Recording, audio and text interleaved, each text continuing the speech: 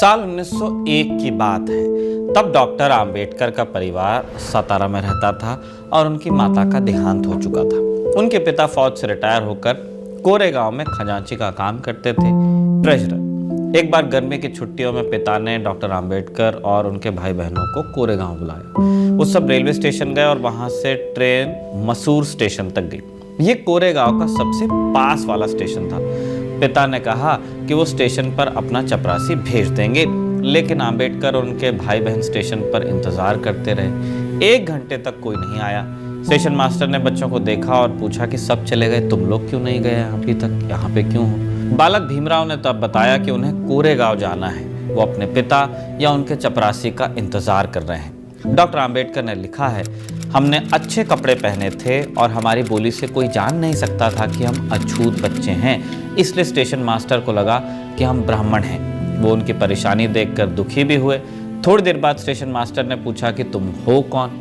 Doctor Ambedkar ने जवाब दिया कि हम महार हैं। ये सुनते ही स्टेशन मास्टर का व्यवहार बदल गया और वो वापस अपने कमरे में चले गए। आम्बेडकर और उनके भाई बहन परेशान हो गए। स्टेशन के पास कुछ बैलगाड़ी वाले थे, पर कोई भी उन्हें अपनी गाड़ी पर बैठाने को तैयार नहीं था, क्योंकि वो अछूत थे। वो गाड़ी वाले को 2 गुना किराया देने को भी तैयार थे, फिर भी कोई राजी नहीं हुआ। फिर स्टेशन मास्टर ने एक तरीका निकाला। उन्होंने आम्बेडकर से पूछा कि क्या तुम बैलगाड़ी चला सकते हो? आम्बेडकर ने कहा कि हाँ, चला तो सकता हूँ। स्टेशन मास्टर ने एक गाड़ी वाले से बात की। वो 2 गुना किराया लेने वाला था, पर गाड़ी नहीं चलाने वाला था, वो बस गाड़ी के साथ साथ चलने वाला था। आम्बेडकर और उनके भाई बहन गाड़ी पर बैठे। गाड़ी चलने लगी। चलते चलते रात हो गई। अब बच्चों के पास घर से लाया खाना तो था, पर पानी नहीं था, पानी खत्म हो गया था। थोड़ी देर बाद उन्हें एक चुंगी वाले की झोपड़ी दिखी। आम्बेडकर ने सोचा कि उससे पानी मांगा जाए। तभी बैलगाड़ी वाले ने कहा कि वो हिंदू है, वो महारों को पानी नहीं देगा। तुम कहना कि तुम मुसलमान हो, शायद पानी दे दे। आम्बेडकर ने चुंगी वाले से पानी मांगा तो चुंगी वाले ने पूछा कि कौन हो? आम्बेडकर ने कहा कि हम मुसलमान हैं। आम्बेडकर अच्छी उर्दू बोलते थे, फिर भी बात नहीं बनी।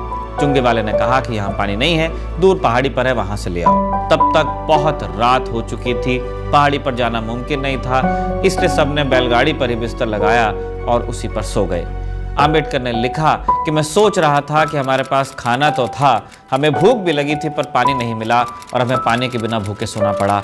और पानी इसलिए नहीं मिला क्योंकि हम अछूत थे। इस घटना के वक्त डॉक्टर आम्बेडकर की उम्र मात्र 9 साल की थी, बालक थे। वो लिखते हैं कि इस घटना ने उनके दिमाग में गहरा असर डाला। ऐसा नहीं था कि उन्हें पहली बार छुआछूत का सामना करना पड़ रहा था। स्कूल में वो बाकी बच्चों के साथ बैठ नहीं सकते थे, एक कोने में अकेले बैठाया जाता था। अपने साथ एक बोरा लेकर आते थे, जिसे सफाई करने वाला भी नहीं छूता था। स्कूल में पानी पीने के लिए भी एक चपरासी उन्हें घड़े से पानी निकाल कर देता था, ऊपर से ऐसा उड़ेलता था। अगर वो चपरासी नहीं आया तो प्यासा ही रहना पड़ता था, और यहाँ तक कि धोबी भी उनके कपड़े नहीं लेते थे धोने के लिए। छुआछूत के चलते नाई भी उनके बाल काटने से इनकार करते थे। लेकिन इससे पहले आम्बेडकर के मन में कभी ये सवाल नहीं उठा था कि ऐसा हो क्यों रहा है। आम्बेडकर लिखते हैं कि अब तक मुझे लगता था कि छुआछूत एक सामान्य चीज है। कुछ लोग होते हैं जिन्हें दूसरे लोग छूना नहीं चाहते, लेकिन कोरेगांव जाते हुए जो अनुभव हुआ, उसने आम्बेडकर को जातिवाद और छुआछूत को एक नए नजरिए से देखने को मजबूर कर दिया। धर्म में आमूल चूल परिवर्तन हुए बिना जाति व्यवस्था नहीं खत्म हो सकती।